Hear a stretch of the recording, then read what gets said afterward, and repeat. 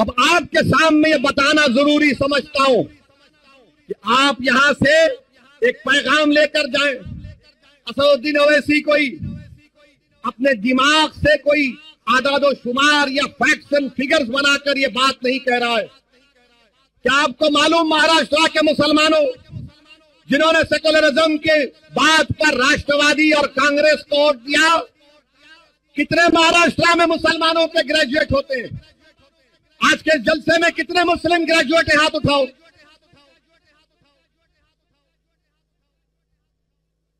30 भी नहीं है।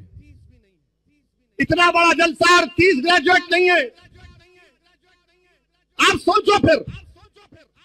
गवर्नमेंट का डेटा कहता है कि महाराष्ट्र में ग्रेजुएट मुसलमान खाली 4.9 है। हिंदू भाई कितने? 8.9। क्रिश्चियन 22%। ओवरऑल पूरे महाराष्ट्र में 8.7 है, जिसमें आप खाली 4.9 है। मेरे अजीज दोस्तों और बुजुर्गों, और फिर आप देखिए हमारी बर्बादी का डेटा ये कहता है कि कितने मुसलमान ड्रॉप आउट होते हैं। कितने मुसलमान ड्रॉप आउट होते हैं आपको मालूम? महाराष्ट्र में प्राइमरी स्कूल में सिर्फ 22% मुसलमान बच्चे और बच्चियां 22% एडमिशन लेते हैं। यहां पर हमारी माँ और बहनें बैठे हैं, यहां पर साहब औलाद लोग बैठे हैं। क्या आपकी ख्वाहिश नहीं है कि आपका बच्चा स्कूल में पढ़े? क्या आपकी ख्वाहिश नहीं है कि मुसलमान बच्चियां स्कूल में पढ़े? सिर्फ 22% पढ़ते हैं। और जब मिडिल स्कूल को आते हैं तो गिरकर वो 13% हो जाता है। प्राइमरी में 22, मिडिल में 13 और मैट्रिकुलेशन सेकेंडरी में आते आते 12% होता है। हायर सेकेंडरी इंटरमीडिएट में 7.1% और ग्रेजुएट 4.9। यानी 22 से शुरू होकर ग्रेजुएट होने तक खाली 4% आ जाते मुसलमान। आप रिजर्वेशन नहीं देंगे? क्यों नहीं पढ़ रहे? मुसलमान पढ़ना चाहता है। ये संघ परिवार के जालिम लोग झूठे जो कहते हैं कि मुसलमान पढ़ना नहीं चाहता। मुसलमान पढ़ना चाहता है। क्यों नहीं पढ़ पाता? क्योंकि उसके पास पैसे नहीं है अपने बच्चों को पढ़ाने के लिए। तुम रिजर्वेशन दो उसको, देखो हमारे बच्चे और बच्चियां आसमानों तक, ऊंचाई तक जाएंगे। मगर आप नहीं करना चाहते। ये तमाम के तमाम लोग, ये तमाम सियासी पार्टियां जिनको तुम आज भी अपने दिल में सोचते हो कि मंजलिस है, मगर ये कैसा करेंगे? अरे अब तो खोलो अपने दिमागों को, सुनो मेरी बात को, निकालो अपने दिमाग से इन जालों को। क्या तुम नहीं चाहते कि तुम्हारे बच्चियां, तुम्हारी औलाद पढ़े? 22% प्राइमरी में एडमिशन और ग्रेजुएट से 4.9। कब तक सेकुलरिज्म की बात कर रहे हो? एजुकेशन की बात करो, इंसाफ की बात करो, राइट की बात करो, हिस्सेदारी की बात करो, तब ये लड़ाई कामयाब होगी। नौजवानों, मैं तुमसे मुखातिब हूं। नौजवानों, तुम्हारा मुस्तकबिल है कल। आज जो 30, 20, 19, 20 साल के बच्चे हैं, कल तुम्हारी शादी होगी इंशाअल्लाह। करेंगे ना? बैचलर नहीं रहना। जितने हैं सब परेशान कर रहे पूरे मुल्क को, समझे ना? घर में जरूरी है। घर में रहे तो मर्द का दिमाग भी हल्का रहता। यहाँ पूरे बैचलर खुश नहीं, मगर क्या कहेंगे? नहीं, तुम पढ़ाई की बात मत करो, ओवैसी को कैसे हराया जाए। तुम पढ़ाई की बात मत करो, इम्तियाज जलील को दोबारा एमपी ना बनने दिया जाए। तुम पढ़ाई की बात मत करो, फारूक शाह दोबारा दुनिया से मिले ना बने। तुम सेकुलरिज्म की बात करो। और सेकुलरिज्म एक ऐसा लफ्ज है जो मुसलमानों को जितना धोखा इस लफ्ज ने दिया, किसी ने नहीं दिया। हर अखबार में अब यूपी का चुनाव आ रहा है। अब मैं कल जा रहा हूं कानपुर को, तो जैसे मैं अब शुरू हो गया वहां पर, वैसी आ रहा है सेकुलरिज्म कमजोर होगा। अरे क्या सेकुलरिज्म का ठेका तुमने लेके रखा है? मेरे अजीज दोस्तों और बुजुर्गों, फिर आप देखिए, आपकी बर्बादी की दास्तान आपके सामने रख रहा हूं। यहां पर हमारी बहनें प्राइमरी स्कूल में 23% मुस्लिम बच्चियां प्राइमरी में, मिडिल स्कूल में आने तक 12%, मैट्रिकुलेशन 11%, हायर सेकेंडरी इंटरमीडिएट 6%, गिरते जा रहा है। मगर कोई रिजर्वेशन की बात नहीं करेगा। और फिर मेरे अजीज दोस्तों और बुजुर्गों, अभी एक और बात आपको बताना चाहूंगा, जो मेरा डेटा नहीं है, ये गवर्नमेंट का डेटा है, महाराष्ट्र की सरकार का डेटा है। आपको मालूम महाराष्ट्र में कितने मुसलमानों के पास जमीन नहीं है, जो लैंडलेस अंग्रेजी में कहते हैं। 83% मुस्लिम्स के पास जमीन नहीं है, लैंडलेस है। कितने मराठाओं के पास जमीन नहीं है? 8%। 8% और 83%। बताओ आप, ये कौन सा इंसाफ है? क्या शरद पवार का दिल सिर्फ मराठाओं के लिए धड़केगा? क्या उद्धव ठाकरे का दिल सिर्फ मराठाओं के लिए धड़केगा? क्या कांग्रेस का दिल सिर्फ मराठाओं के लिए धड़केगा? अरे इंसाफ कमजोर से होना चाहिए, मजबूत से नहीं। इंसाफ जो जमीन पर गिरा है उसको उठाने की बात होनी चाहिए, जो आसमानों पर उसका ऊंचा कहां ले जाएंगे तुम? मगर नहीं बात करेंगे ये। आपको मालूम कितने मुसलमानों के पास 2.5 एकड़ जमीन है पूरे महाराष्ट्र में? 10%। कितने मराठाओं के पास 10% जमीन है? 62.74%। कितने मुसलमानों के पास 5 एकड़ जमीन है? 4%।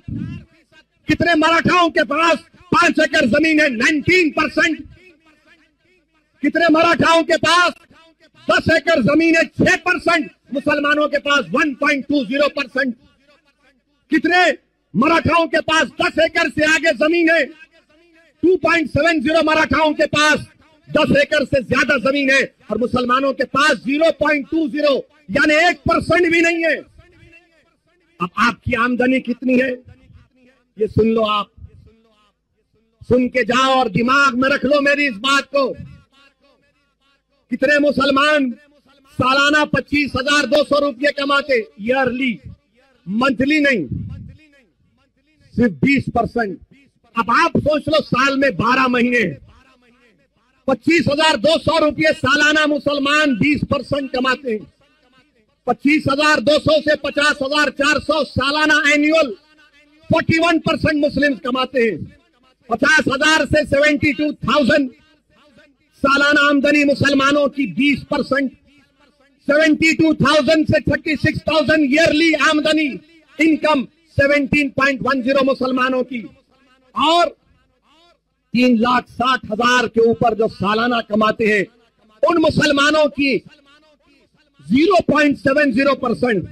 अब आप आओ मराठाओं के बारे में, इनकी आमदनी का जिक्र भी आपके सामने कर देता हूं।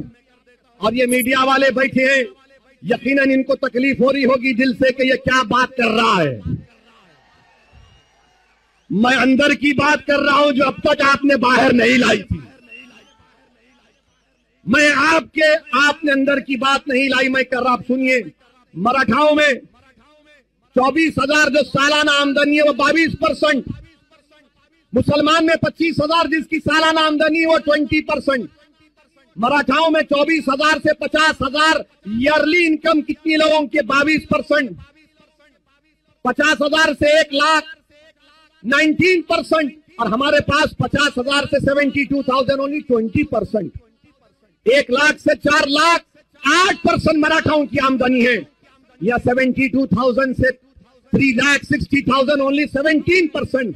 मेरे भाई, अब आप बताइए। अच्छा, फिर अब आप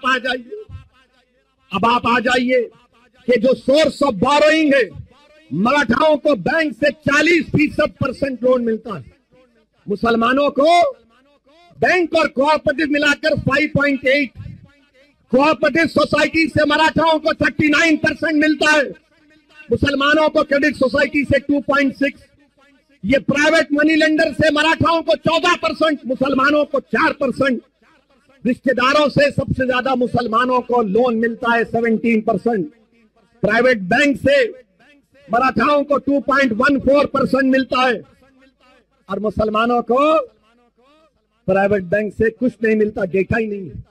अब आप आ जाइए कि आईएएस ऑफिसर कितने मराठाओं के? 15.52%। मुसलमानों के कितने हैं? कितने आईएएस ऑफिसर है महाराष्ट्र में मुसलमानों? कितने? कितने? एक भी नहीं है। एक भी नहीं है। आईपीएस ऑफिसर 28% मराठा है। कितने मुसलमान है? 1.97%। और वो जो 1.97% है वही मजलिस को बोलते हैं जी टीम है, इन्हें ऐसा करता, इन्हें वोट काटता। अरे तुम किसको खुश कर रहे? तुम किसको खुश कर रहे? जिन्होंने बर्बाद कर दिया हमको, तुम उनकी तारीफ में लगे हो। और आईएफएस ऑफिसर 18% मराठा है। मंत्रालय में कितने मराठा हैं? 16.17%। मुसलमान कितने हैं? 0। मेरे अजीज दोस्तों और बुजुर्गों, ये मुसलमानों की बर्बादी की दास्तान आपके सामने रख रहा हूं। अब कोई कहेगा तुम घर की बात नहीं किए, तो कच्चे घरों में सबसे ज्यादा रहने वाले मुसलमान 67%, सेमी पक्का घरों में रहने वाले मुसलमान, और रेंटेड घरों में रहने वाले कौन? मुसलमान। एक कमरे में अगर 4 लोग रहते हैं तो सबसे ज्यादा कौन है? मुसलमान। एक कमरे में, 2 कमरे में 48% मराठा रहते हैं, मुसलमान का डेटा नहीं है। 3 कमरे में मुसलमान का डेटा नहीं है। 5 से ज्यादा कमरे में मुसलमान का डेटा नहीं है। अच्छा, टॉयलेट फैसिलिटी, बैतुल खला 35% मुसलमान के पास, मराठाओं के पास 76%।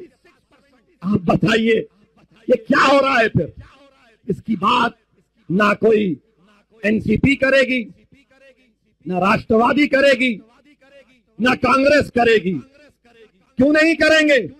जब पार्लियामेंट में बिल लाया गया कि रिजर्वेशन का इख्तियार रियासत की डीसी कमीशन को मिले, सब महाराष्ट्र के जितने एमपीज थे सब मराठा रिजर्वेशन की बात करे। अगर किसी ने उठकर मुस्लिम आरक्षण की बात की तो जमात का नाम मजलिस इत्तेहादुल मुस्लिमीन था।